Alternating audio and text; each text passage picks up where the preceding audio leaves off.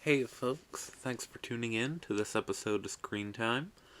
Got a couple things to address. First of all, there's a spoiler warning for Spongebob, specifically the episodes Graveyard Shift and Scaredy Pants. Let's see, Perfect Blue, pretty much all the Bob's Burgers Halloween episodes, Black Swan, and the short film 2 in the AM PM.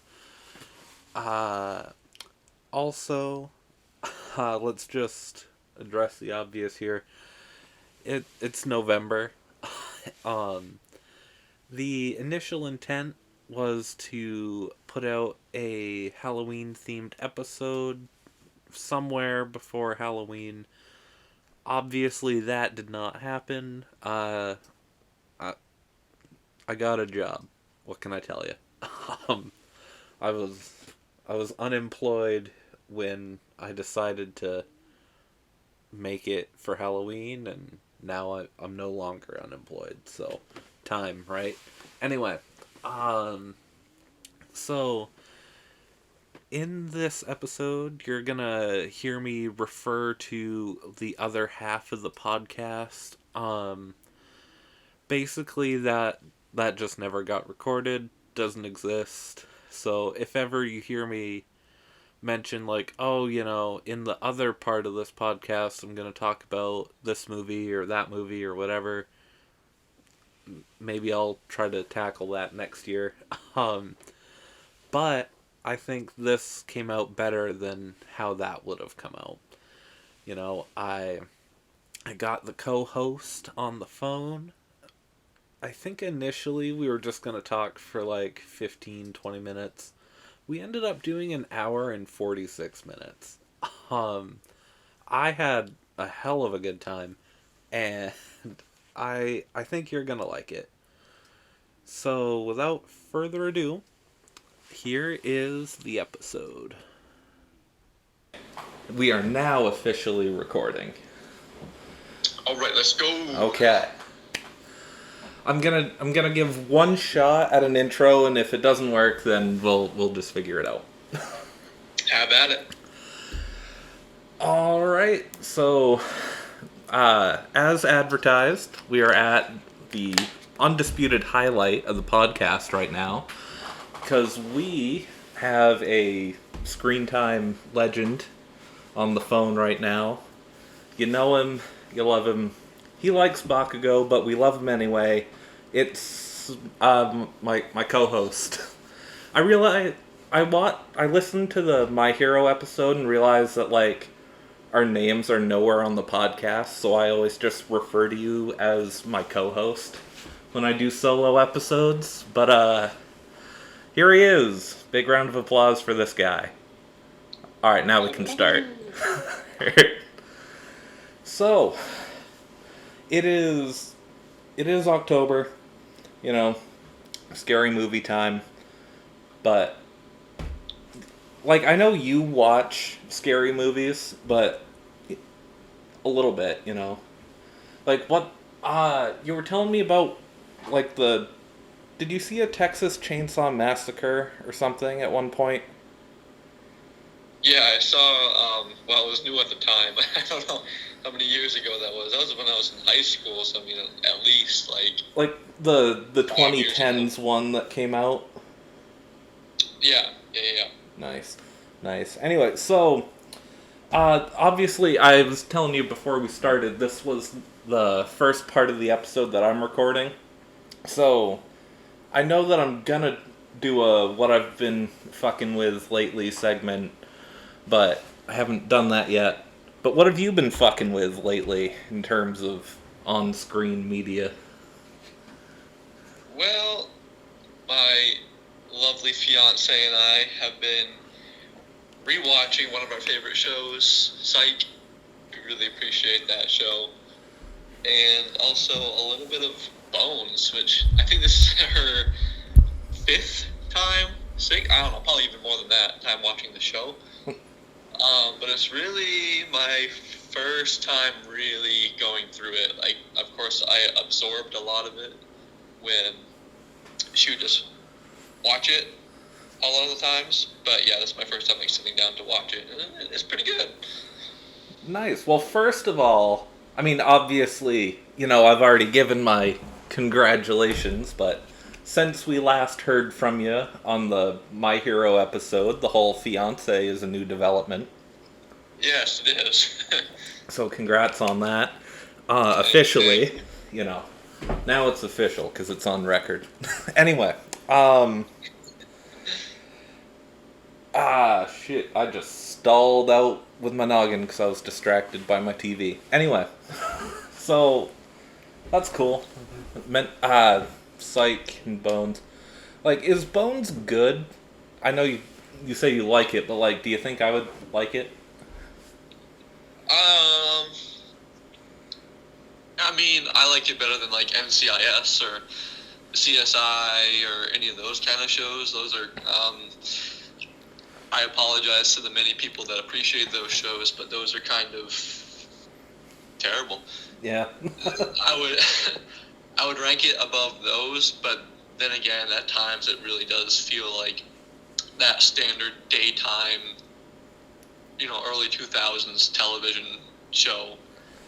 But I think I don't know. It's also more than that. Nice. Like, I'm pretty sure at one point, whenever it was new, like 2013, 15, whatever, my mom had it on TV, and I saw like 2 minutes, and it was just them, like, standing over a pile of bones and analyzing it, like, as part of a crime scene. So in my brain, literally the only thing that happens in the show is they look at bones and have theories about what happened, but I'm sure there's more to it than that. That's like 80% of the show. It is. Yeah, well, see, the main character, her nickname is Bones. Oh, nice. And this is perfect for Halloween, right? I mean, yeah, I didn't even make that connection legitimately until just now. But like, yeah, so it's like this team of people who solve murders and crimes just based off like the bone fragments or whatever that they find, and then they work with the FBI to arrest the people that did it. Nice. So they're just sort of like, normally the shin bone's connected to the ankle bone, but with this guy, the shin bone's connected to the spinal column, so clearly something fucked up happened. Yeah, they're like, clearly that ain't right. Or, there's a large fracture in the skull, and they have to like find out like what the murder weapon, what would fit that description. And like, these are like smart people, so they're like, an axe coming from this degree angle could make this mark, and smartical people. Nice. That sounds pretty cool. Anyway, so in line with the theme of this episode, which, like, I'm pretty sure I'm gonna title it non-horror Halloween, but it's basically things that, like, take the genre of horror, but they don't make me pee myself when I watch them. So I sort of gave you like a couple ideas of like things that I would watch, and one of those I'm actually pretty excited to get into because I watched it, I don't know, 3 or 4 hours ago in preparation. I might be wrong, but I was under the assumption that Graveyard Shift was your favorite episode of SpongeBob, or close to it. Oh yeah. It's probably my favorite. Yeah. Nice. Like, growing up, it was never the biggest episode for me, but I definitely liked it for sure. But like, if I missed it around Halloween time, it wasn't a huge deal. But like, I'm gonna pass you the microphone that I can't actually pass you because you're in a different hemisphere. But like, what makes this your favorite episode? Well, I mean, I think nostalgia is a big part of it because if I'm not mistaken, which I very well could be, I think Graveyard Shift is like season 2 of SpongeBob, so it came out very early, and so I was watching it, when I was super super young. And of course, SpongeBob, you watch it for the comedy, the stupidness of it. I say stupidness, but also some of the jokes are kind of smart. It's kind of like dumb smart humor. Right, like the characters are dumb, but understanding why they're dumb makes it a smart joke. Yeah, exactly. Very, very similar to Futurama. Yeah. In a way. Yeah, like Futurama is on a different weight class, but yeah. Yeah, for sure. But like also growing up, I was in love with, and I both were in love with Scooby-Doo. And just something about that feeling of being like at the edge of your seat and being like, oh my god, what's gonna happen next? Like the mystery of it and the intenseness. And that's why I do kind of fuck with horror slightly. Like all the hack and slash stuff can go away, but like the psychological, intense feeling of that, I really, really appreciate. And like SpongeBob, like when I was little, the Graveyard Shift gave me that feeling. Like I was genuinely scared as a kid watching it, and I appreciate that feeling and looking and thinking back at it. And I don't know, it's just a whole different episode of SpongeBob. I mean, it takes place at the Krusty Krab the whole time.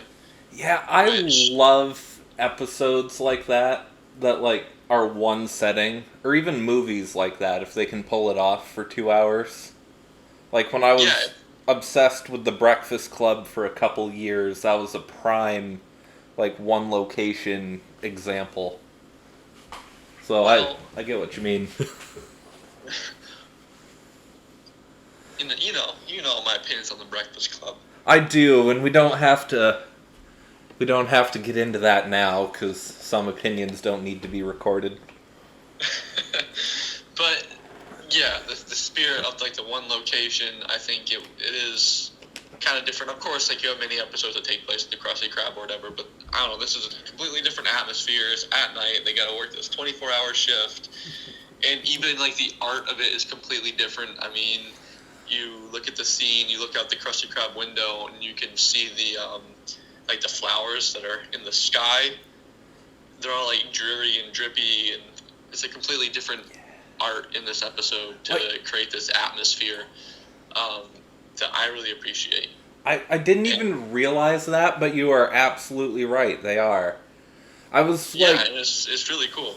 I was taken aback by all the like green and purple that they had going on. Like, the aesthetic for that sky made me think of the monster truck Gravedigger from back in the day. Yeah. I was like, it connected like a weird... It just glued some neurons together that haven't been activated since 2004 or 5.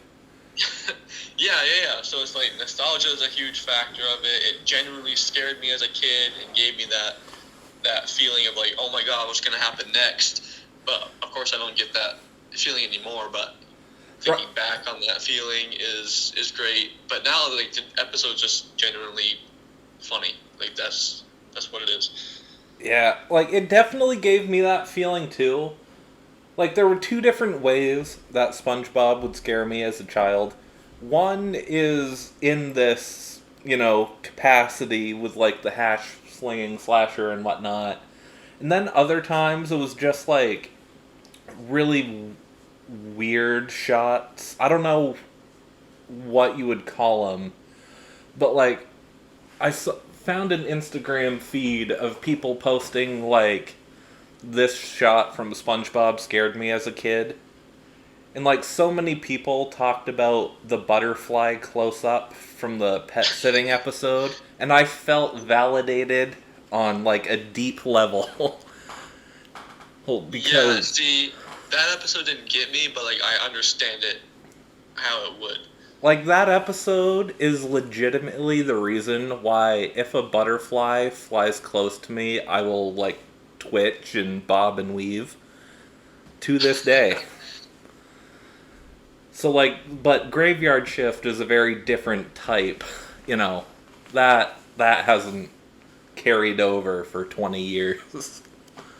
Yeah, where I mean, I'm not gonna say the butterfly was not purposeful in that category, but I think like the Graveyard Shift, it set out for this atmosphere, and they accomplished it. Oh yeah, they for sure did. Like, as a kid, I remember watching, and like I watched it earlier today, but the episode that I found on YouTube, it only had like certain pieces of it, and then I had to like stop the episode and type in the scene that I knew was missing. So like it totally broke the flow of the episode, but I found the scene where he takes out the trash. Yeah. And like even though the flow of the episode was totally broken up, I watched that clip and I was like, I have done that a number of times. Yeah, and that's the thing, is like it's relatable, especially I don't know, when we watched it. Wait, I watched it really recently with my fiance, and we just laughed because she was like, I have done this so many times, and I still do this when I have to go out at nighttime. I just like sprint and scream the whole time. So it's super relatable. Yeah. That's what makes it funny. I can remember like every Thursday for quite a while, it was tradition in my house to watch Survivor.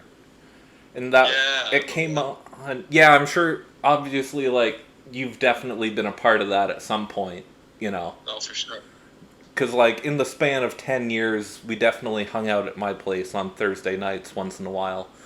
But like after after Survivor, you know. Oh, hold on one second. All right, so I probably through the magic of editing, you guys listening have just like completely you've just gotten all discombobulated because there's a clock in my house that like at the top of every hour it plays Christmas music for like a minute and a half. And so I have no idea what I was talking about before that started. Wait, I just got it back. Alright, so Survivor, right? Hello? That's it. Yeah, okay. I was That's right. all. I thought you were like self-processing what you were talking about. Oh, no, I was hoping for confirmation. Oh yeah. That's it. Okay, cool.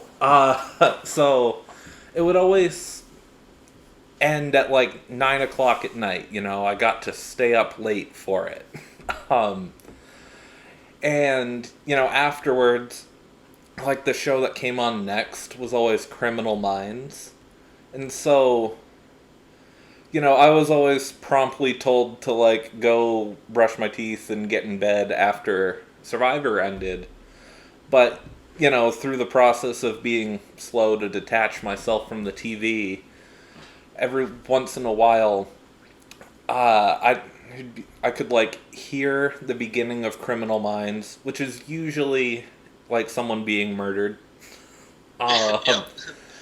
And I would walk, you know, to the bathroom and my bedroom, which is on the other end of, I was gonna say the house, the other end of the trailer, and it would always be dark because you know we'd turn off the lights and watch Survivor, make it you know like a movie theater experience, and as opposed to just being reasonable about it and turning on the light switch so I could walk down the hall, I always opted to like panic, half jog, half skip, I guess, down my house to get to my bedroom and turn the light on.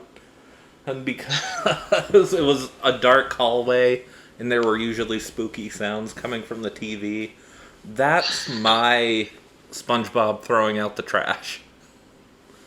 Yeah, I can see it. I mean, I've had many of those. Because, like, when I was a kid, I was scared of the dark.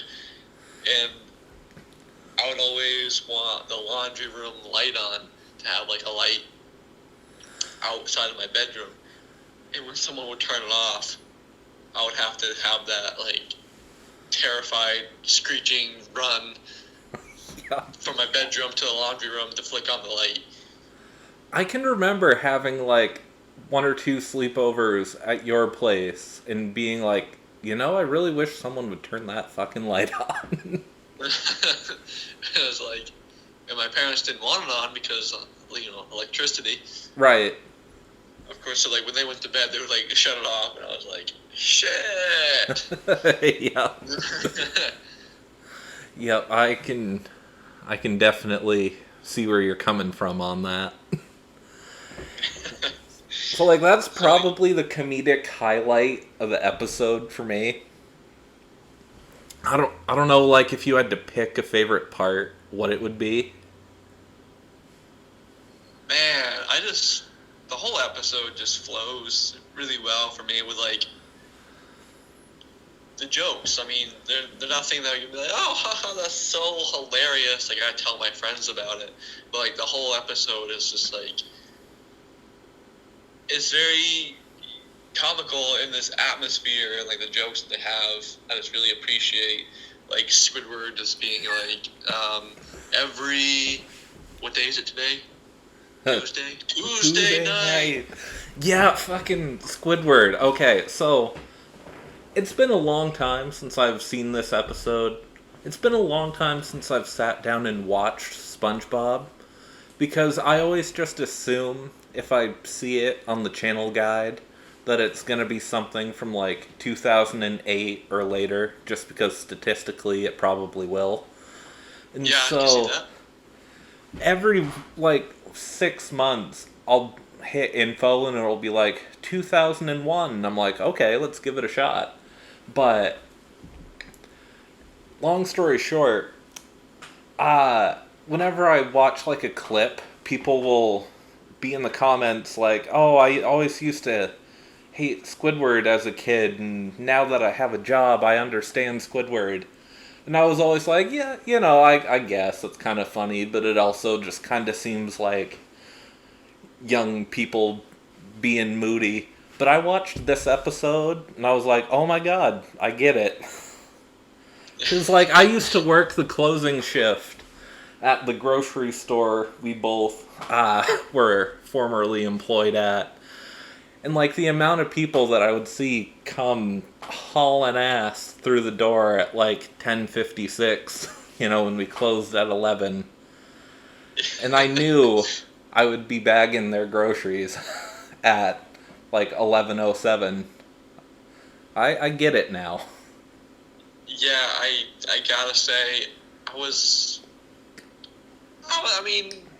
a pretty early... It was a pretty early discovery that I was Squidward on the inside.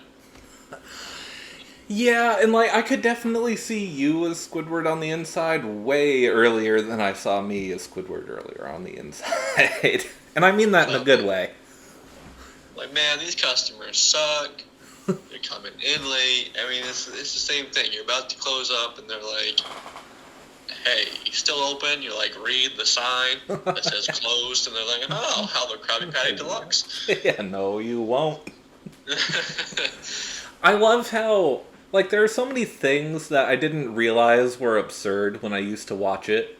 But I love how, like, as soon as Mr. Krabs opens up the business, there's a horde of people that just storm the place like it's 28 days later. Like, they were all just, like, convening on the Krusty Krab when, oh, fuck, it's closed. And then the boss came and opened it up, and they were hype. I love how... I want to know how that mob formed directly outside the door. Yeah, well, after that, like, one guy, they're like, let's just watch this one guy try to make it in, right? Right. Parking lot, and he's like, you guys open? And, like... Oh, and then... So, like, I guess, technically, the spoilers for this episode of SpongeBob, I don't know if it needs a spoiler warning, but there you go anyway. So, like, the end of the thing, when they find out the hash slinging slasher is just a guy looking for a job. Like, he says to him, oh, I called earlier, but I got nervous and hung up. But, like, when Squidward picks up the phone, he's kind of a dick, you know? He picks it up and he's like, the fuck do you want? And then he's surprised when nobody says anything on the other end and just hangs up. Like, I would have hung up on Squidward. Yeah, no, I mean, if the kid's already nervous, picked it up, Squidward's there. I mean, Yeah, imagine you're... I might hang up too. Like, imagine you're 16 trying to get your first job. You work up the courage all afternoon to call up the place, and you get Squidward on the other end. Yeah, that'd be rough. But then he decides to come in anyways. That's true. Props to him. Like I just put in an application at Target earlier today, and that dude is my role model. I brought my own spatula. Yeah. What a guy, No, nobody talks about what a good kid the hash slinging slasher is. Yeah, I mean, he's doing the job applications, he got nervous, built up the courage, went in, brought his own spatula. At night. At night, too, I mean. That might actually be my favorite part. It was probably like midnight. Exactly. Like, I don't know, I go back and forth on whether or not the taking out the trash or at night is my favorite part of the episode. Yeah, everything's better at night until you get scared. Right, exactly, until you have to step outside. Yeah, exactly. And then, like, I mean, if there's more that you want to get out of this episode, feel free, but, like, the last thing that I took note of when I watched it a couple hours ago was, like, the ending shot where it turns out Nosferatu is the one flickering on and off the lights? Yeah. That was all... I think that was the part that scared me the most about this episode as a kid. Like, because I had no concept of, like, oh, this is funny because it's from an old movie. And, like, I had no concept that it was even a vampire. It was just some, like, stringy, fucked up looking dude in a corner that was never previously established in the room. And it's like, oh, okay. I get that you're cutting away for comedy, but, like, calm down. It definitely, like, as a kid, it made me, like, uneasy, like, not understanding it, and it being, like, different art, and, like, dark, and the dude is all... He's creepy looking, and I was like, why isn't this being taken care of? Like, yeah, is no one going to address this? Like, it's like the same thing as the butterfly shot. Like, it's drastically different. But, like, I guess, the characters don't get freaked out by it, which is probably why I could still handle it as a child. Yeah. Like, the butterfly shot, Spongebob and Patrick are, like, freaking the hell out. And that's probably why I'm afraid of butterflies now. SpongeBob scarring you for life. Fucking SpongeBob. Freaking SpongeBob. Well, yeah, looking at the Nosferatu thing now, it still doesn't make any sense. It doesn't. That's part of the comedy of it. Because, like they have us see the light switch that's in Squidward's little cash register boat. Like, apparently they just have a bunch of light switches anywhere they want. But yeah, so Graveyard Shift, it's a good episode. Whenever I watch it, I'm like, that shit holds up. It's a great episode, like I said. It's probably my favorite just because it's so different and have the different atmosphere of it, and it takes the elements of being scared, because as a kid, you're SpongeBob Right. the whole time. Oh, And, yeah. like, I don't know. We all know that Squidward person that's like trying to scare you, and like, yeah. Like, you're right. You are SpongeBob the whole time when you watch this as a kid. But, And then you grow up and you're kind of a Squidward. That still yeah. makes the episode enjoyable. Oh, yeah, for sure. And, like, oh, I had another thing, and then it completely went away. Because I looked at my TV again, and I got thinking about Bob's Burgers. Oh, jeez. Well, if you're ready to move on to Bob's Burgers. You know what? That's probably a sign. Let's do it. So, in the last episode, during the What I'm Into Lately segment, I talked about how I'm pretty much always watching Bob's Burgers. I Same. very rarely go back to the Halloween episodes, just sporadically. Which, I mean, like, I get, they're seasonal episodes. But, like, I watch Father of the Bob a lot. It's one of my favorites. But for some reason, I don't come back to the Halloween ones that much. See, I do, but like not purposefully, because like when I watch Bob's Burgers, we'll start from season 1, watch all the way through, and then just restart it. So like it could be Christmas time, and we'll be watching the Halloween episodes just because we watch it straight through every time we rewatch it, which is like I don't even know how many times we've restarted it and watched all the way through. I don't know, but are you watching season 13? No, see, it's a different problem, so we won't get super into it now. But whenever we rewatch it, is my lovely fiance Yep. loves to rewatch things.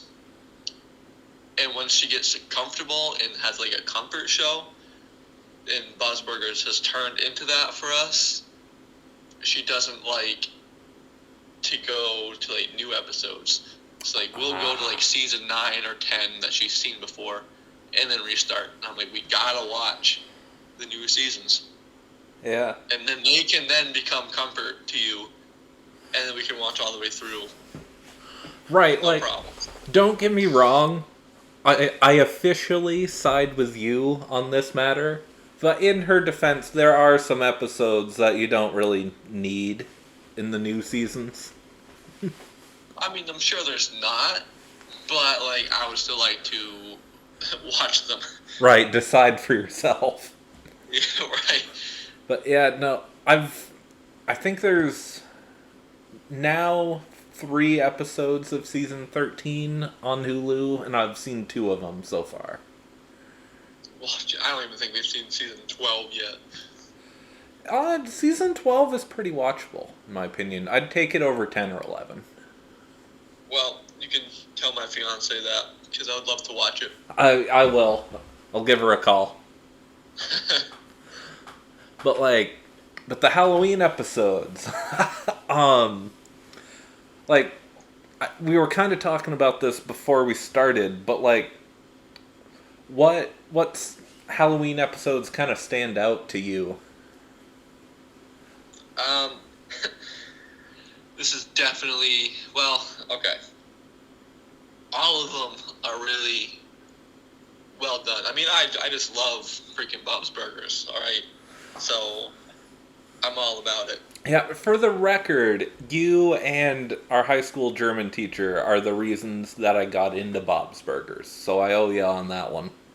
I freaking love it. A lot of what I do off of Bob's Burgers, like what I write or draw, whatever it is. But like the Halloween episodes, if we're gonna talk about like that Halloween feeling without it being like horror in a sense, I think you gotta talk about Full Bars, Yeah. and I think you gotta talk about Nightmare on Ocean Avenue Street. Those are, without a doubt, my 2 favorite Halloween episodes.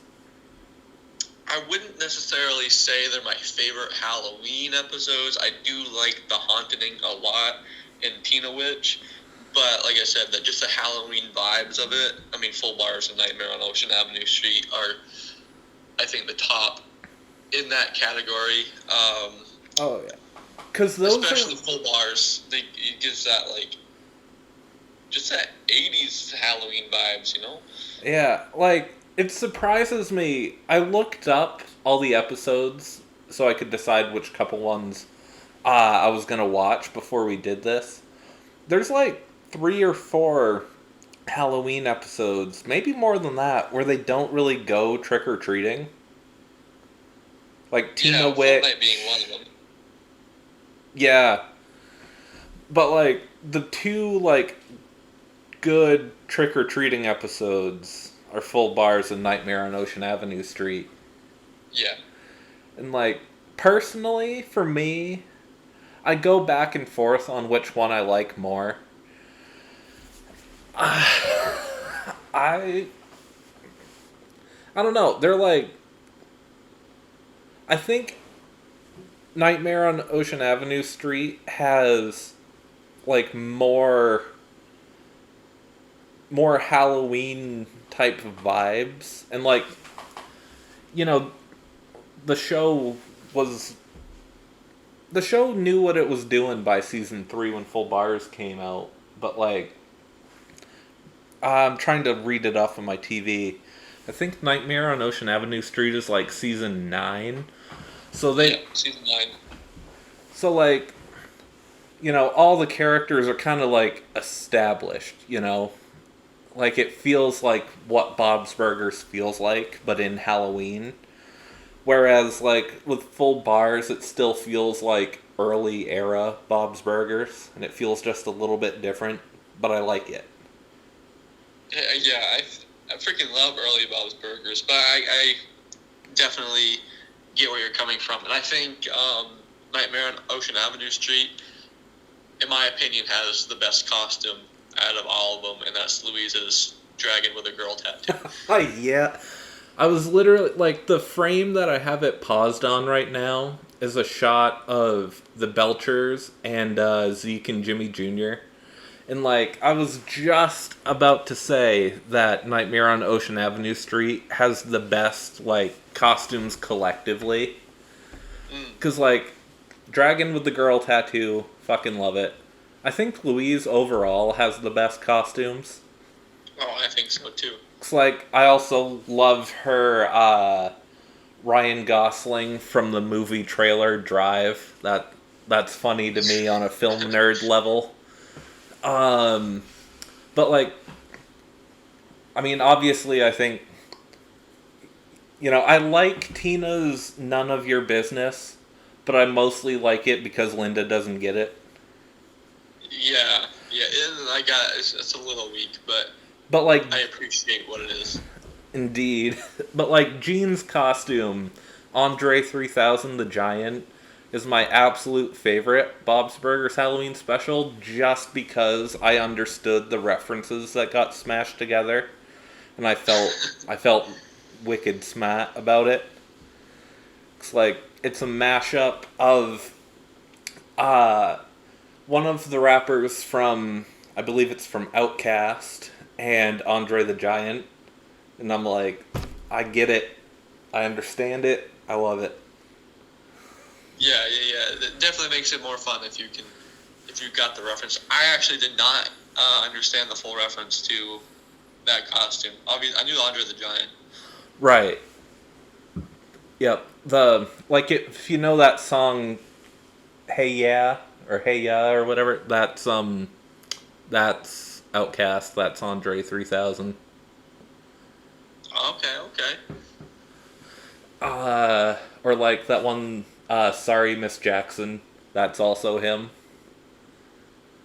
She's just smashing the two together. Yep.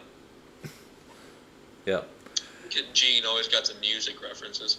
He does. Like, when I looked at him all together, I realized that usually Tina has like a traditional Halloween type thing going on, whether it's, like a mummy or a nun or whatever, Louise usually has a movie reference.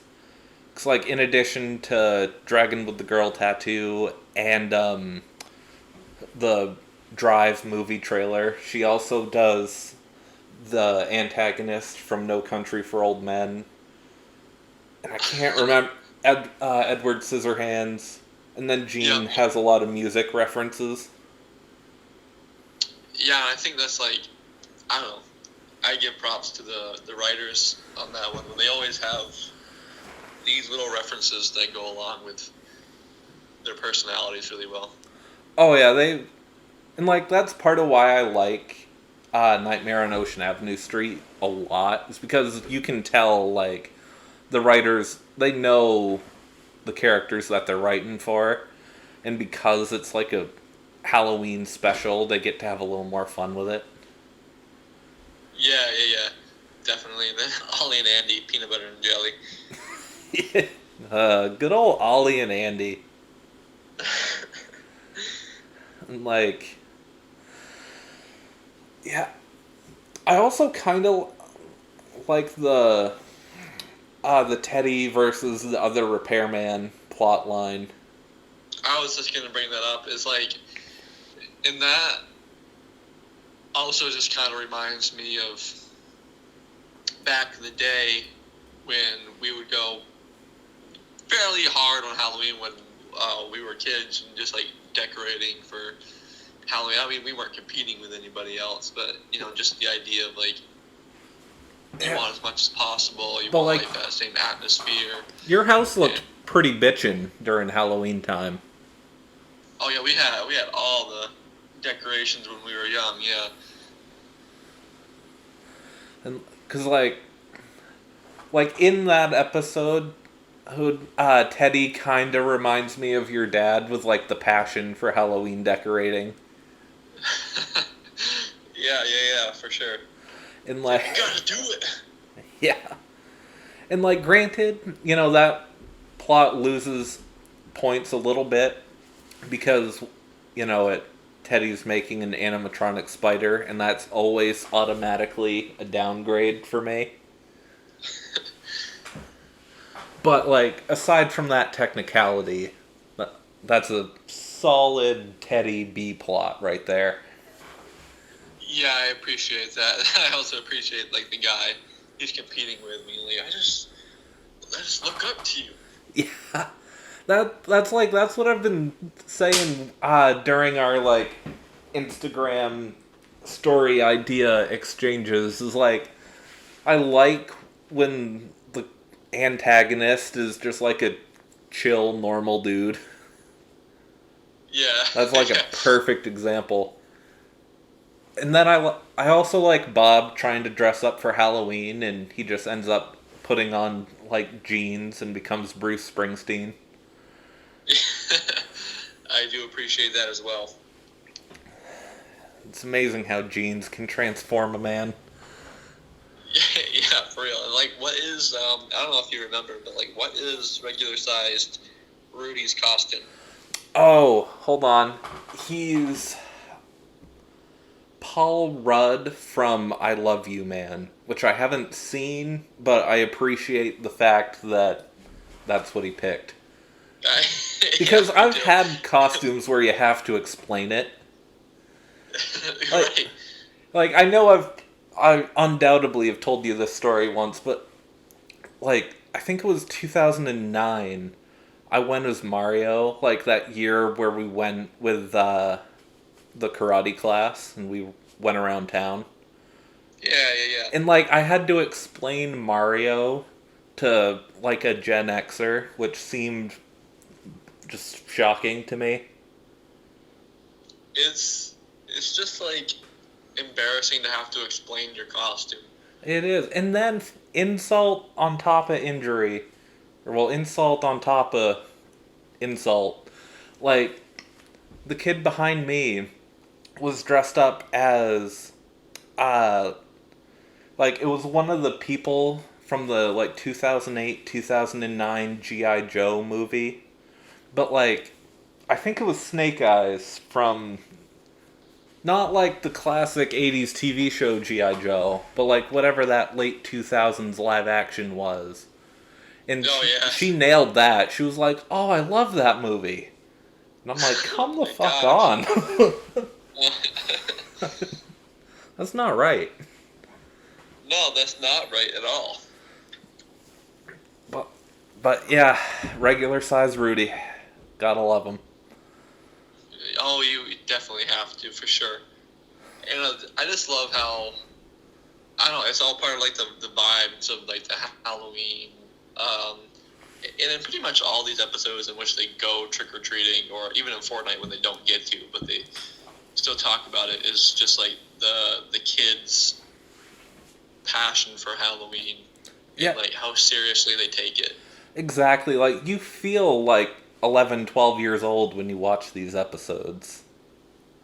Exactly, yeah. They're just like, oh man, we gotta go to King's Head Island because they got the full bars, and it's like that was the best thing. Yeah. As a kid, was like you want to go to that house because they give like full fucking bars. I mean, I remember getting a can of soda from a place once, and it just about blew my dome. Yeah, I know. It's just like, what? This is crazy. And like, but like going to full bars, that was a smooth as hell transition right there.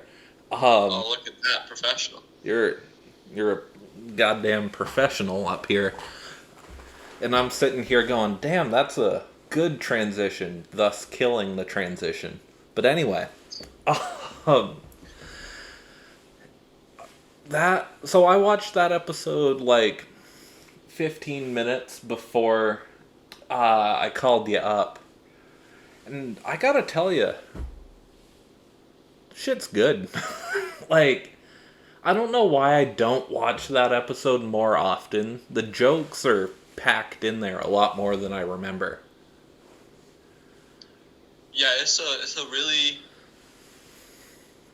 solid episode. It has like the Halloween vibes. It has the jokes. It's got everything.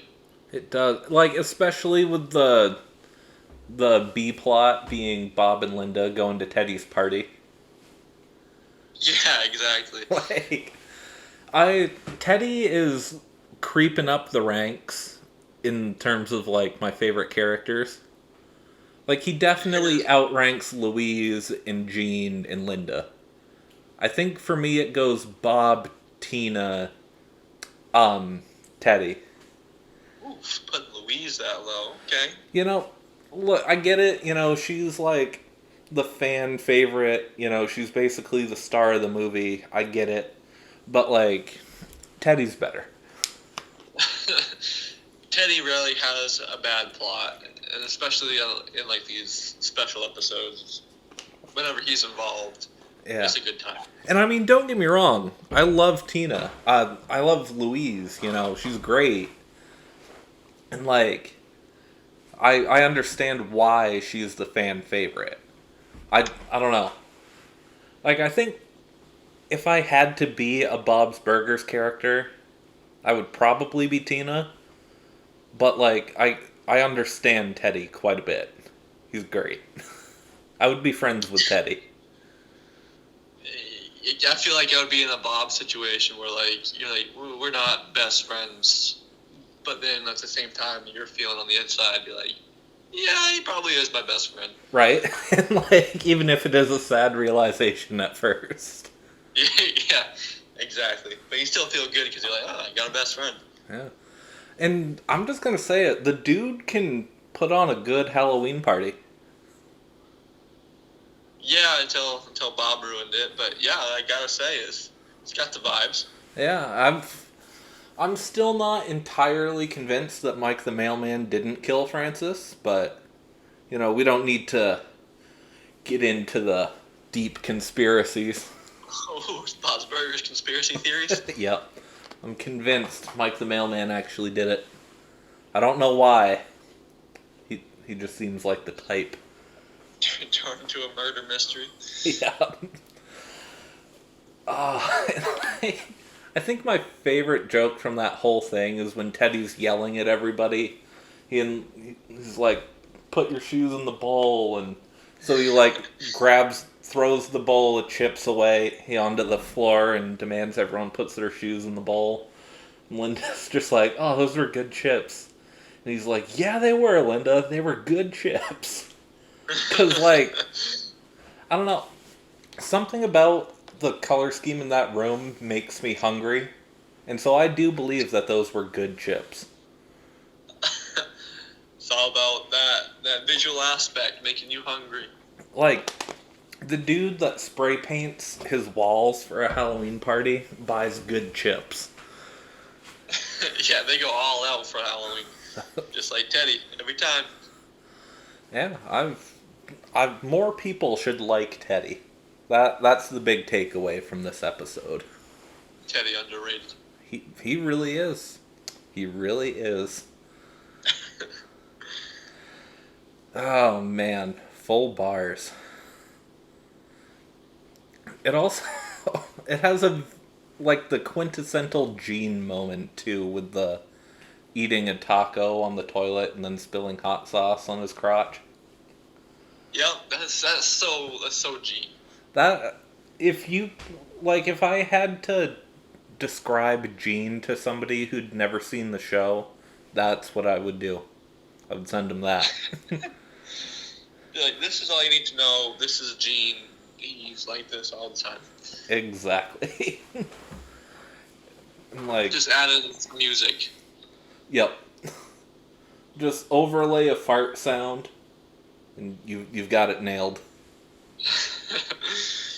Yeah, exactly. So full bars, Nightmare on Ocean Avenue Street. Those are my Bob's Burgers Halloween highlights. But like I know that you like the Haunting quite a bit. I do. I really do appreciate that. And like I remember, I think actually like you were at my house when I watched that one for the first time. And I can't remember why I put it on my do not watch list, but I know that I did. Well, I know they do like a few, like, during their fake haunted house, they do a few gags with like fake guts and stuff. That's it. Because it was Linda, right? Yeah. Yep. And like, it was, I don't know. Bob's Burgers can definitely exceed my tolerance for that kind of humor. Like, I have a decent list of episodes that I will skip over, which is why I don't watch it, like, episode by episode like you do. Yeah, really for me, it's that freaking pig episode. I dislike that. Yep, that's one I didn't even bother. I saw the description on Hulu and was like, you know what, I'm all set. Pig Trouble and Little Tina. Yep. Like, for me, it just misses the mark on almost every aspect of it. I mean, it does not feel like Bob's Burgers. The writing, in my opinion, is a little poor for the standards that we're used to.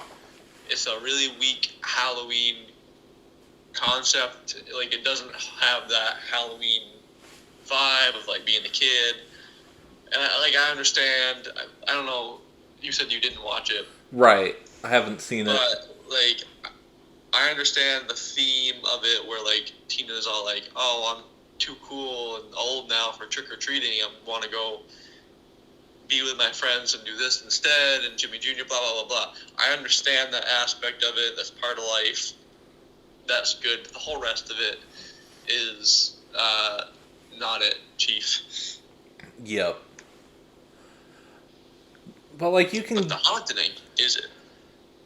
Yeah, like, I watched a video essay on Bob's Burgers, and they were talking about how The Haunting is such a good episode, because it talks about, like, the lengths that the Belchers will go to give Louise a good Halloween. And it's like, yeah, that's a nice angle. Yeah, and I think it's exactly that. And I mean, we've seen Louise scared before, but it's not often that you get to see that side of Louise. And I also love that she freaking loves it. Yeah, like I remember the ending and being like, that's a really nice ending, you know? Yeah, she's just like, this is what I wanted for Halloween, is to be this scared. And I think that's just such a Louise thing. And like that seems like that's the vibe kind of that I get like when you tell me like when you talk about watching Scooby Doo as a kid. And like I can't relate to it, but I kind of get it. Man, I don't know. Maybe I'm a psycho or something, but like I just love, like, not all the time. And like I said, these like slasher Halloween movies and gore, that stuff's not it. But I just love being at like the edge of my seat, being like, what's gonna happen, and like being that kind of scared rather than like jump scares or, oh, this person's going to kill your whole family. So that's not very fun. Yeah, no, see, none of it seems like fun to me, but I don't think you're the problem. I think the problem is that I'm a Weenie Hut Jr. Like, I'd say probably more like psychological horror. And I don't even know if I would label as like the movies I like as horror necessarily, because like um, I wouldn't necessarily label A Quiet Place as horror. I wouldn't either. And like, I know that what I don't think the Quiet Place was in the screenshot I sent you of like stuff that I'm gonna talk about outside of this segment, but it very well may find a place in there. Well, I appreciate A Quiet Place.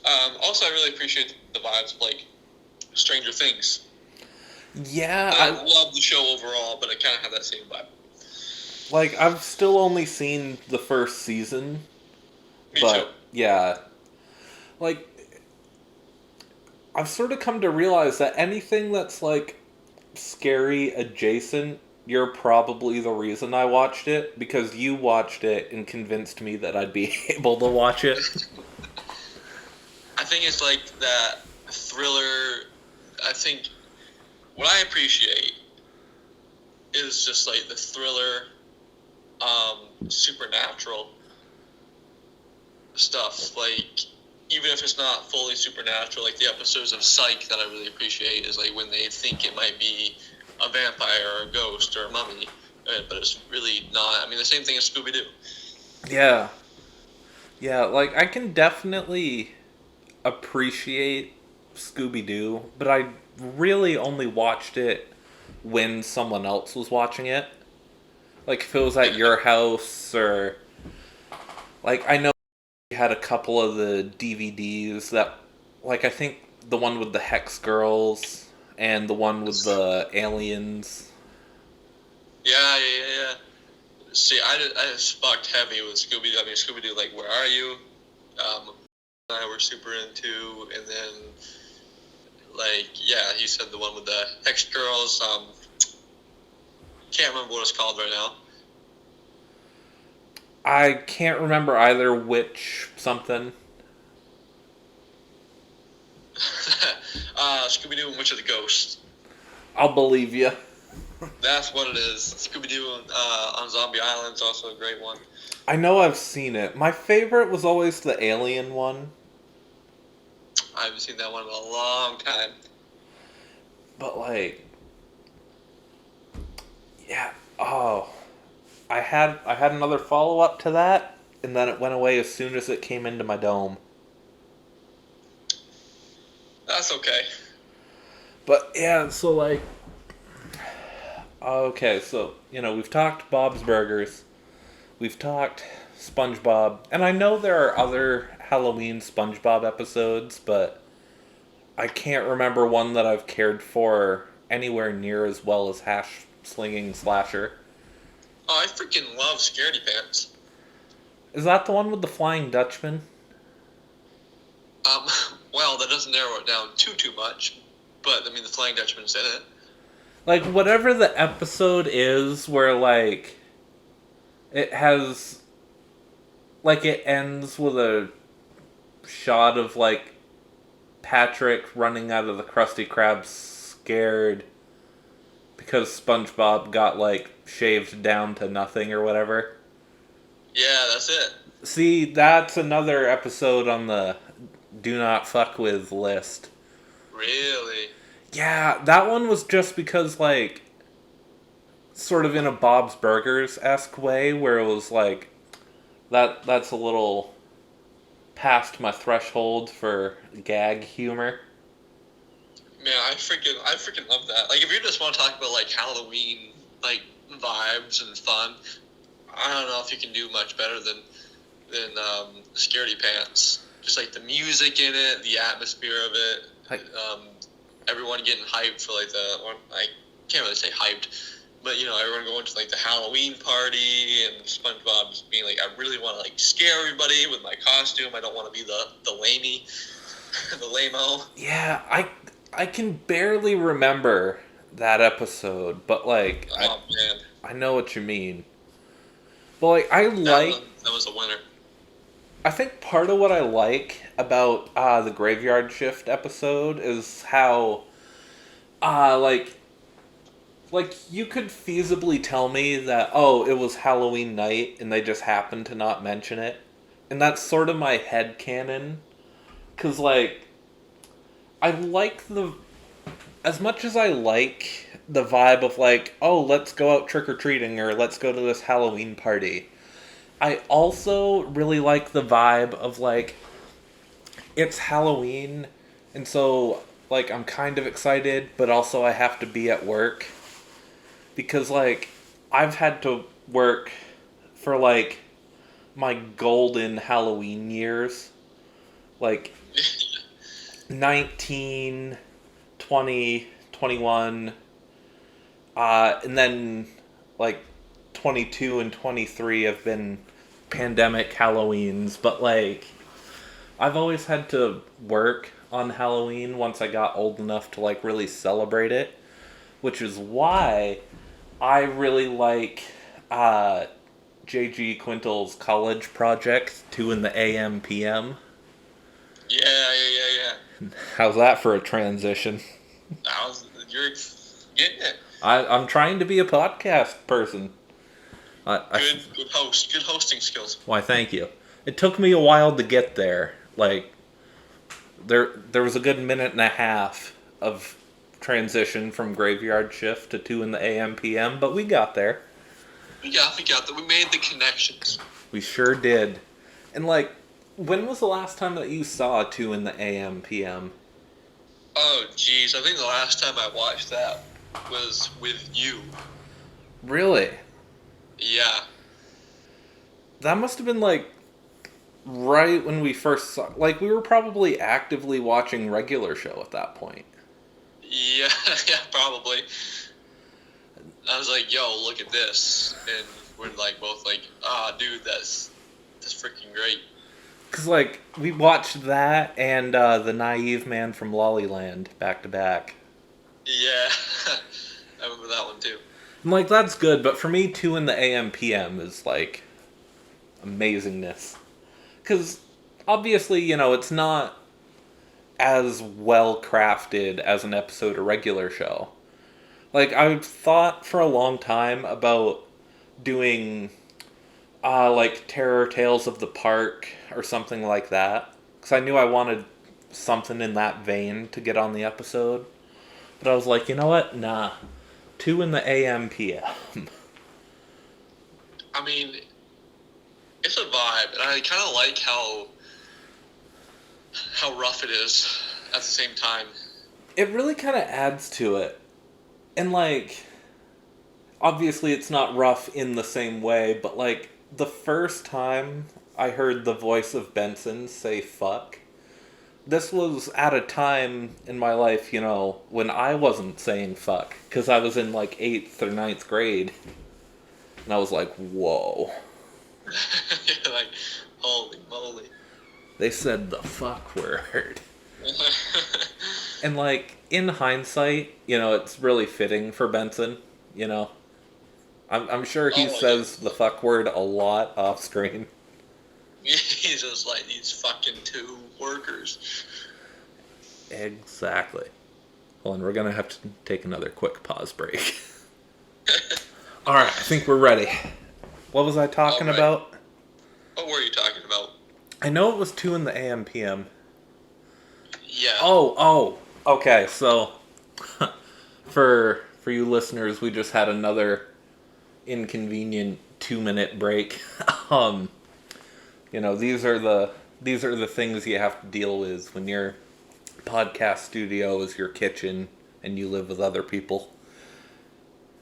Anyway, so like when we watched it, I can't remember if like our first time watching it was the same time or if you found it and then showed it to me, which is probably more likely what happened. But I was like, whoa, this is like regular show but with swear words in it. And it was like the coolest thing. And like now, I watched it at like, I don't know, 9 o'clock this evening. And, it's still really fucking cool, but it's cool in a way of like,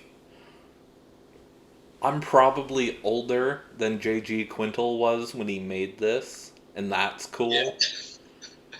It's like when some 19-year-old plays hockey, he on your favorite team, and you're just like, get the fuck out of here.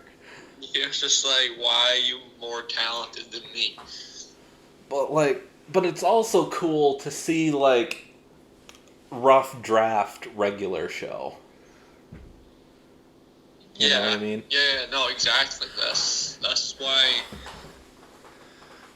I don't know, because obviously we were huge fans of regular show. Oh yes, Which also have some pretty banging Halloween episodes. it But really does. it's just cool to see it in that rough form and like before everything was decided and all that. And it's like a completely different thing, but also the same thing. Yeah, cause like, hey, it's not like fully formed. Like they have that scene where I don't know what his actual name is, so I'm just gonna call him Benson. Is like looking at himself in the reflection of the gas station window as a gumball machine, and like they don't draw the window; they just draw Benson and Benson's reflection looking at him, and it's like obviously if this was professionally made, they'd have a fucking window there instead of just a blank sheet of paper. But the fact that it's not there, and this is just like a 22-year-old making a cartoon with his friend, and it's fucking awesome, you know? Yeah. It's weird to think that someone's college project I think of as like a Halloween special that I need to watch every year. But I mean, it's good. It really is. And like I know obviously you don't relate to this aspect of it, but like for those of you who haven't seen this short, like it occurs to me that we didn't explain like any plot to anything that we've talked about. We just sort of hope people have seen it, but I'm sure they have if they're cool.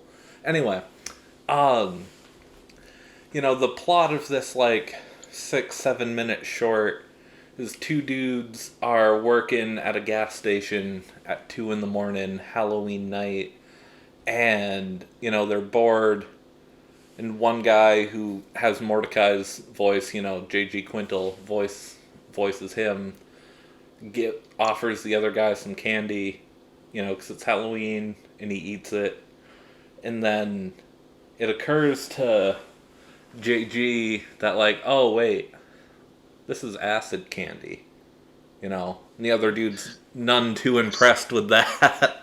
And then they proceed to trip balls and whatnot, and we get like the early rough drafts of what Benson looks like and what Mordecai looks like and whatnot, and it's a stoner cartoon that you don't need to be stoned to watch, but every year for the past like 3 or 4 years, I'll watch the Cowboy Bebop movie, which undoubtedly has a spot in this episode somewhere. I just haven't recorded it yet. Because that movie takes place on Halloween. And every year I watch that movie mild to moderately zooted. And usually, like before I turn that on, I'm like, oh, I gotta get in the Halloween vibe. And so I'll watch 2 in the AM PM.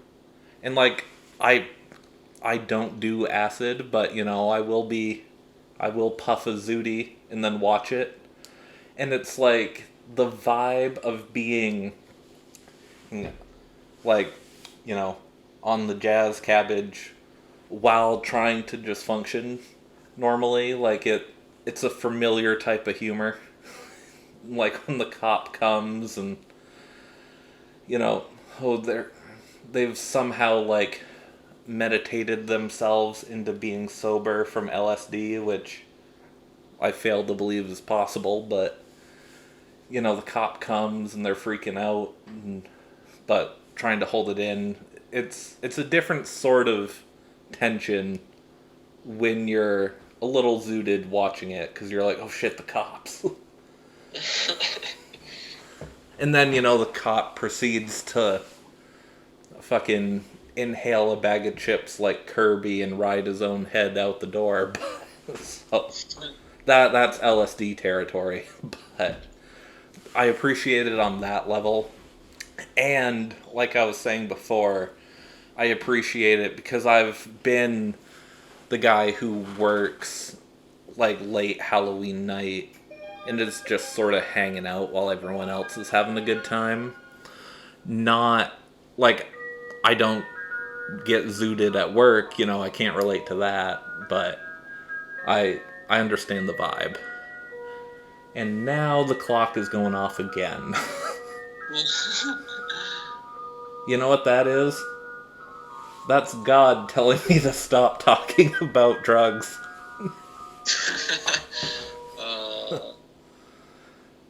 And then it's gonna go off one more time.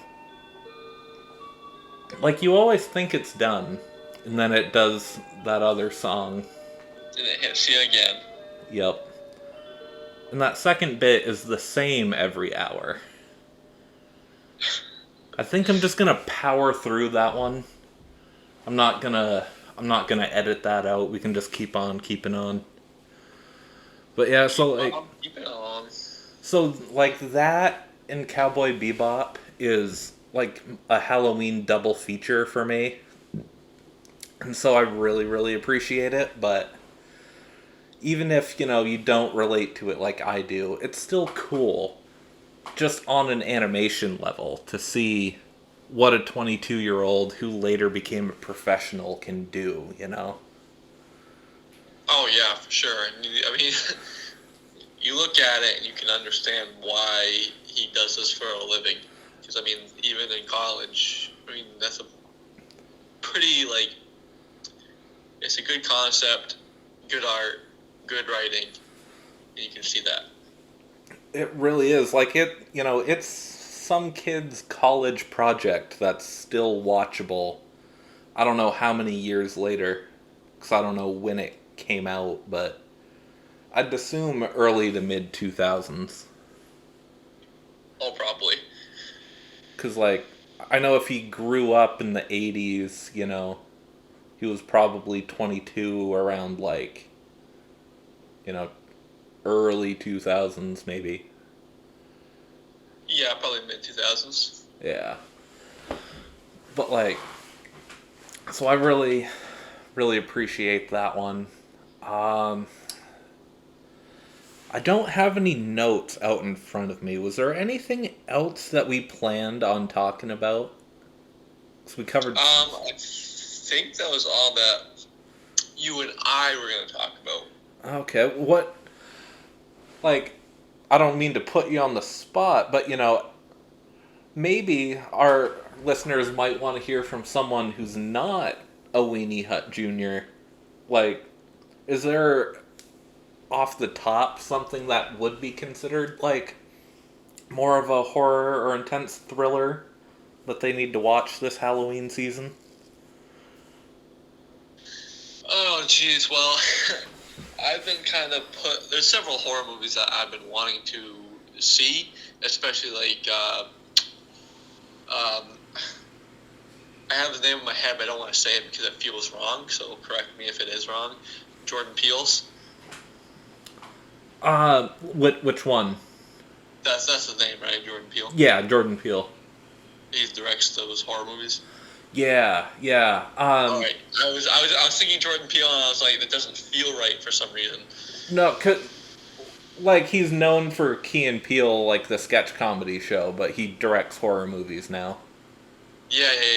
I really want to watch his movies because they seem like just that kind of psychological thriller horror thing that I would really appreciate.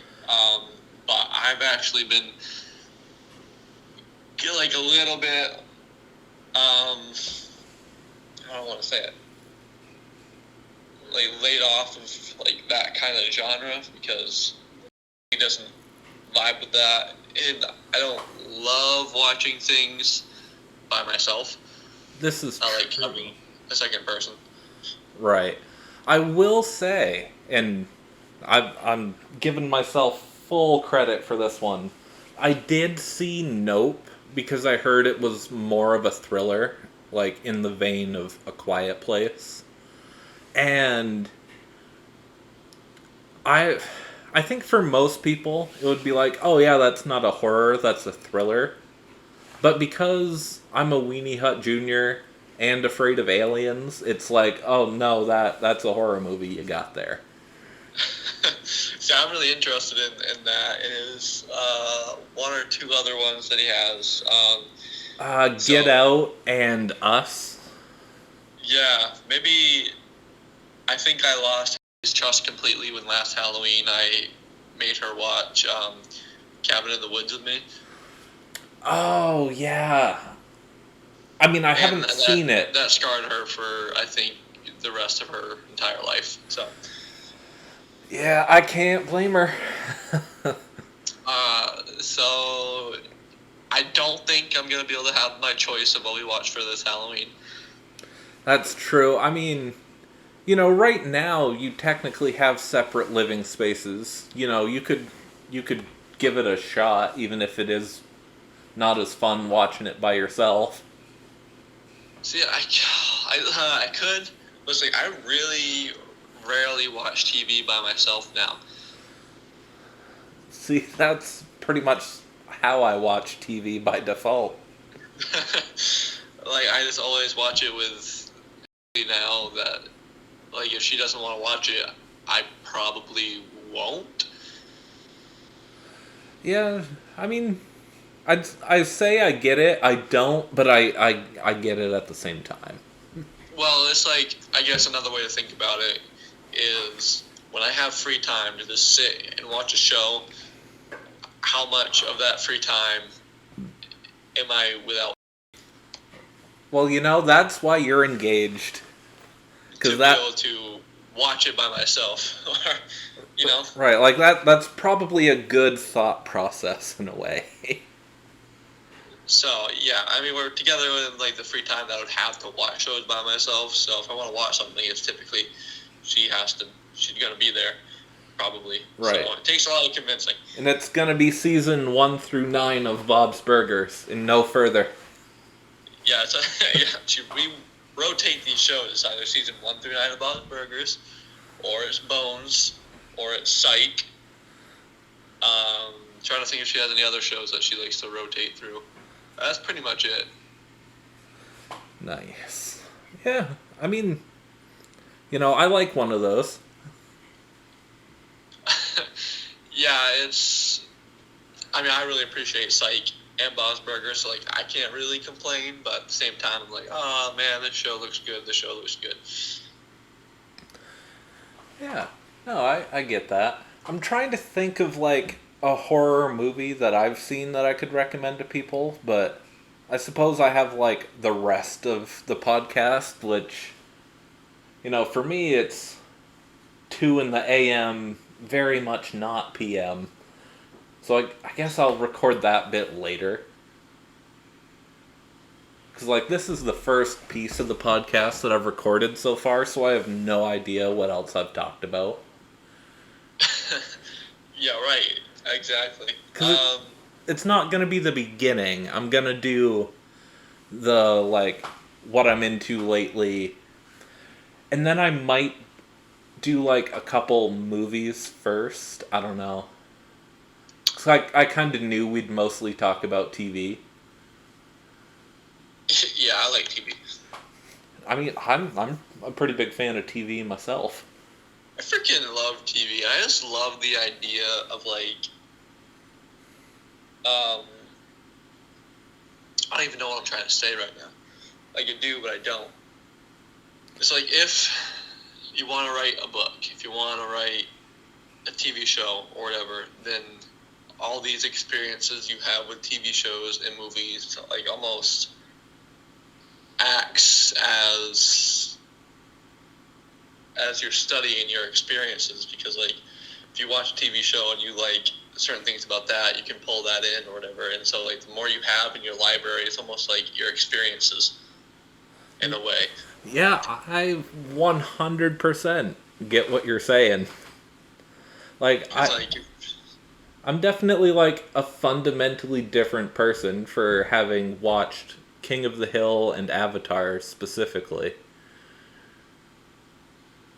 Yeah, and I mean that will go in your head, and you always have that. So whenever you're creating something, you can pull from that. So the more you're exposed to in terms of I don't know, I sound like such an iPad kid, but I don't know, I personally just freaking love TV shows and media. So the more you have in your head and your noggin, the more you can pull from. Exactly. Yeah, that is exactly right. And if you were to say that about books, no one would question it. They'd just be yeah, you read, it builds your mind, but you get stories other ways, they're just as valid. Oh yeah, for sure. The show. And nothing against books, much like vaguely scary things, you are starting to get me into books. Books are really great. I mean, I appreciate a good book, but in my opinion, it's a completely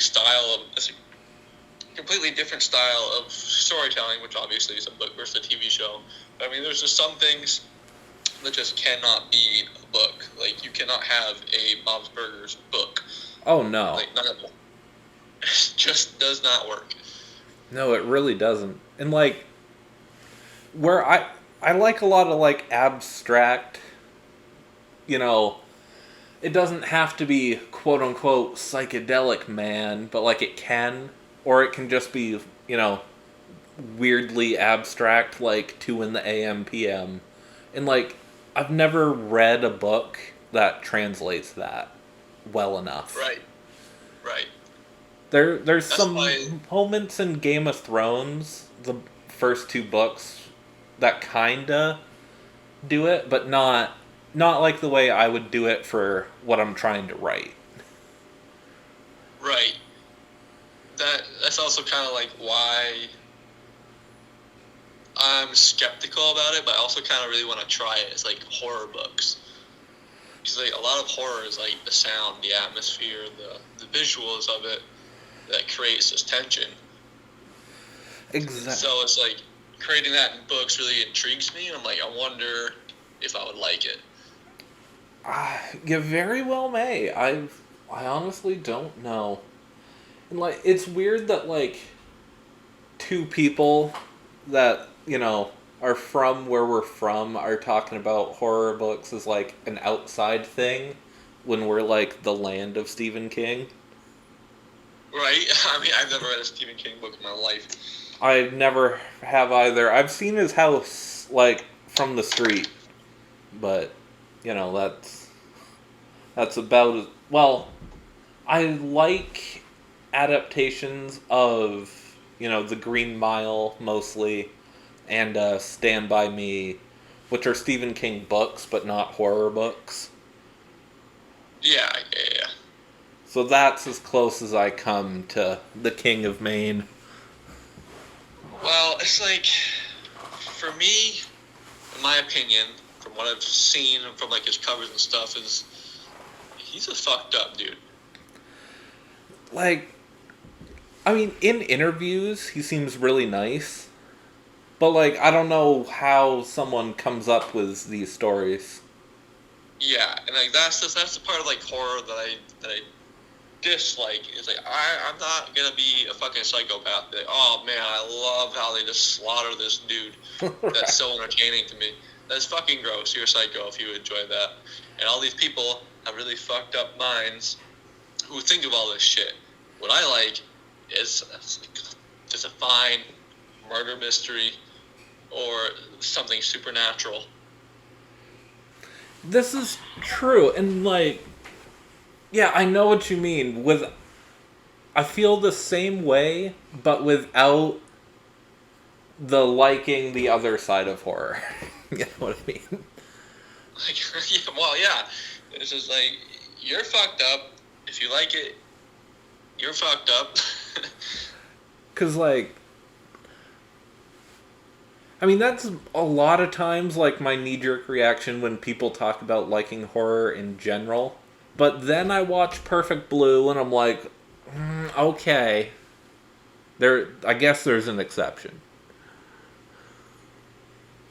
I think I understand liking that sensation. That's what like I talked about like before. Of like you can just feel it in your body, and like you're getting scared, but also like you're hyped at the same time, and like your adrenaline's going. And I can see that, and I can appreciate that. But I think there's a big difference in plot between a dude that's just gonna tear your throat out, and you're like, oh wow, that's crazy, and he does it to all of his victims, and then saws them in half or something. And then I believe Perfect Blue is about like a stalker. Yeah. Honestly, I have to watch it probably 4 or 5 more times before I can really tell you what it's about. But it's like, well, I don't know. You probably haven't seen this either, but it's strikingly similar to Black Swan, but No, I've not without. seen Black Swan. Okay. In that case, just completely disregard. But yeah, that's like the one horror movie that I like.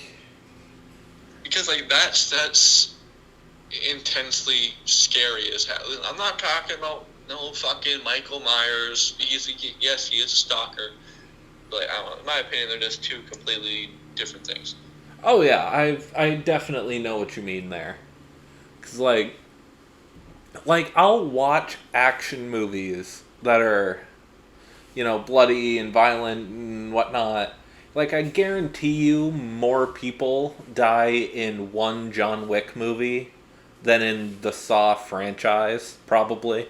I don't know how many of those movies they've made, but like, it's just different. They're like, yeah, it's completely different, and like, yeah, it's the same thing. If you watch John Wick, you're probably a cool dude. If you watch Saw and appreciate it, you're probably fucked up. I mean, like I don't want to insult any of our potential listeners, but like I get where you're coming from. I mean, that's just where I'm at with it.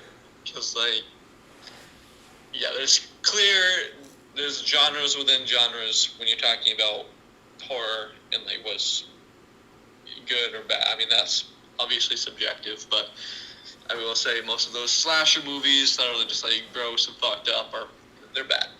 I don't care. They're bad. Yeah, no, I get it. I definitely get it. Like I I've watched, like, the first 3 Halloween movies, and, like, they got that feeling from me, but it just felt like, I don't know, it was more negative. I don't know. It got the adrenaline going, but at the same time, I'm like, this is fucked up. yeah, and like from what I'm given to understand, Halloween is considered like the top tier of that 70s, 80s, 90s slasher genre. Like, I don't know if it actually is, but I've heard Halloween is like, just as movies, the best ones, but I can't really judge that. Well, I mean, that's those are the yeah. Like I said, it got the adrenaline going, and I have that feeling, but it's not the same thing as like some other experiences. And it might be the best for like the 70s, 80s slasher vibes, but like, I mean, in my opinion, that's not really much competition. Yeah. Yeah, not exactly the weight class to watch. You're the best of the shit pile. Yeah. The best of the shit pile. Nice. A way to be.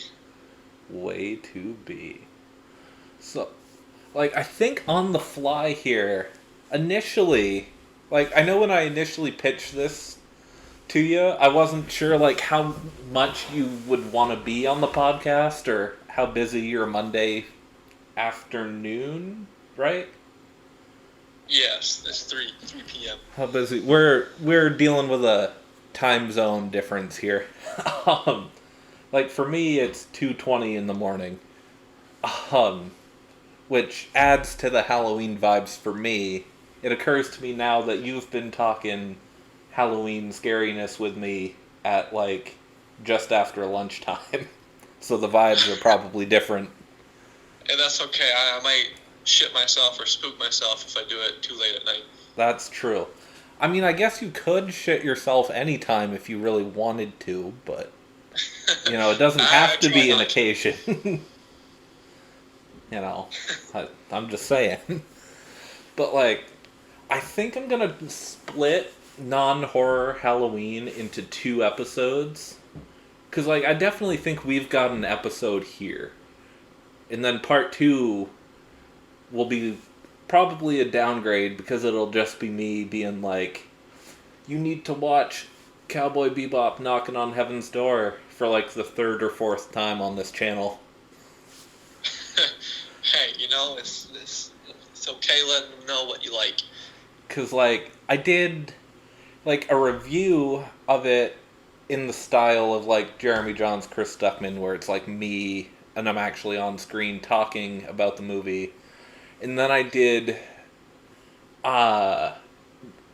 like, technically it was the 3rd, but it's screen time episode 2 is knocking on heaven's door.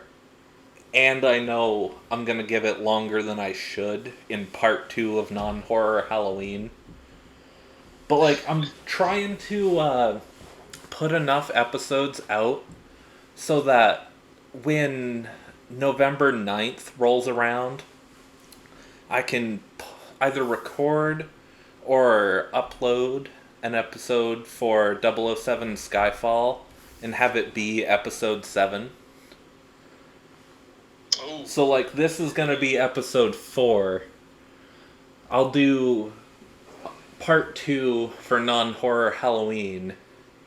And so then I'll try to put out one more before Skyfall for the 10-year anniversary. And that'll be episode 7. So I'm trying to get a plan. So, like, definitely if you don't hear me saying, like, if I'm not reporting that I'm putting out episodes, be like, yo, make shit. You gotta do that. I'm sort of giving myself homework while on the record. But I think, I'm not exactly sure how much space I can record on my laptop for, but I think probably we should transition towards the end of this episode. Now, normally, I try to do, like, a song recommendation at the end, and, like, I am fully aware that I didn't mention that, because I didn't know you were going to be on the end of the episode. So, like, I'm gonna give a song recommendation, and if something comes to you that you think the listeners at home should be fucking with, feel free. But I'm kind of stalling for both of us because I wasn't ready to do a song recommendation. Oh, we're hitting all the media today. We are. I try to throw in a little music at the end. Like, All right, all right. I wish I could play the songs at the end. And, like, if I ever get this podcast on Spotify, I probably will. But for now, I'll just link it in the description, which I forgot to do on the last episode. I have to go back and do that. Anyway. God damn it! I know, right? And that's been out for like a week. That's alright, that's alright. But, okay. So, in line with this Halloween spookiness theme that we've got going on here, my music recommendation, and, it's from the same band that I did last episode, and probably the same band that I'll do next episode. And then after spooky season, we'll move on. But my song recommendation is Mama by My Chemical Romance. It's a really interesting track. I can't describe music with any level of intelligence, but it's the one that's like da na na na na na na na na with the guitars. And that's my music theory lecture right there. But I could just recommend the whole Black Parade album, because it's like a concept album about a dude in like his late 20s who gets diagnosed with cancer, and then like he looks back on his life and was like, I was kind of a shithead, and now I'm dying. And like, it's a rock opera, and the guy has, like, he's in the hospital bed for the whole time, and he has different, like, visions of the afterlife and whatnot, and, like, sometimes the visions are, like, this interesting, like, childhood memory type of thing, like with Welcome to the Black Parade, which is my favorite song of all time. But the more Halloween-y one, well, hold on. I don't know if I would call it my favorite song of all time, but it's on the top tier. Like, it evens out with Where's My Mind, Don't Stop Believin', and Give Me Novocaine. Like, they're all on a tier. Anyway, but Mama is, in the story, it's toward the end of the album, and it's this, he's having visions of, like, hell in this war, this battle that he was apparently in. I don't fully understand the story of the album, but apparently he's remembering like this war that he went to, and he's like envisioning going to hell after he dies, and it's spooky, and there's like sort of not opera segments, but like sort of musical theater cabaret type vibes. There's like accordions with the electric guitars, and it's really interesting. It's a Halloween-y type of song, so listen to it. Did I ramble about that for long enough for you to come up with a song? Oh yeah, I came up with like 3. Oh, okay, fire away. Well, see, I'm not as talented as you are, and I did not connect it to the theme That's okay. of Halloween. But I can tell you what I've been listening to lately, and it's just like a mixture of things that I've been listening to. All right. I gotta say, definitely, it's called "Stuck on You" by, I say Giveon, but I don't know. It's Gibeon. Okay. Freaking talented. Love the song. Play it almost every day for the past like week or so. Nice. I really appreciate it. And then Also, I've been listening to some Nate Wants to Battle Ah, fuck yes. recently. I think I could recommend just him as an artist. Got the rock vibes and That's true. does like the anime covers, like If the you rock wanted to covers. connect it to Halloween, you could recommend Phantom. Yeah, there you go. But anyway, That's a great song. I don't mean to make your suggestion for you. I just I came up with just that. recommend him as a whole. Phantom goes along with the theme. It's perfect. I like that song too. That's true. I also would say his whole like album covering Steven Universe. I've been listening to a lot lately. Nice. Fantastic. At least I like to think so. I And the third, wait, go ahead. Oh, I was just gonna say, like, I need to watch Steven Universe before I'll let myself listen to it. Yeah, it definitely makes it a lot better. Like 100%. If you have seen it, then like listen to that. It's super dope. But the third one is I've been listening to. I mean, it's not new or anything, but Transparent Soul by Willow and Travis Barker. We all know Willow Smith. Transparent Soul.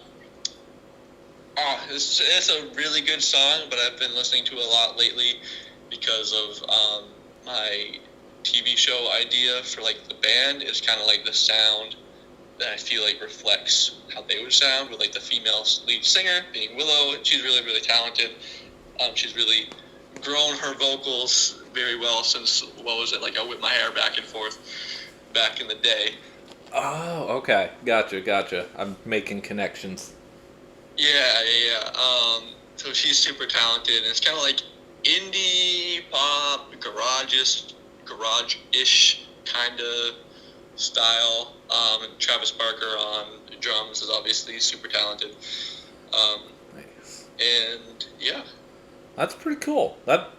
Now I've got to listen to that so I can get more vibes for the show idea. Yeah, you do. All right.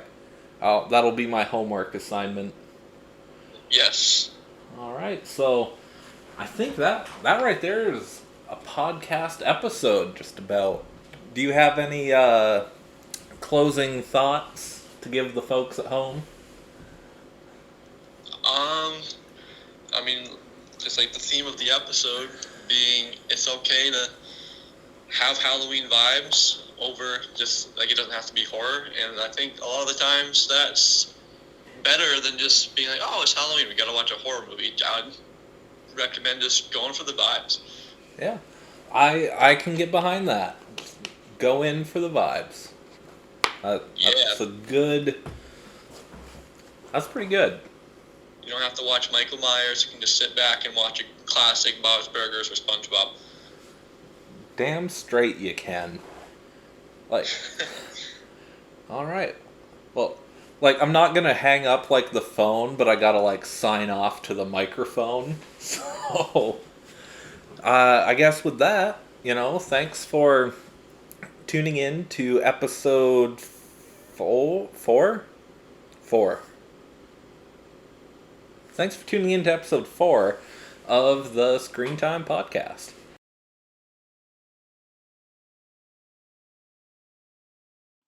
There's my little candy corns. Ooh, sad Wolverine. Scary and sad. I'm Edward Scissorhands, Mom. I'm not sure about you walking around with scissors all night, Louise. Why don't you be Edward Spoonhands? Get real, it's Halloween, not Hallowuss.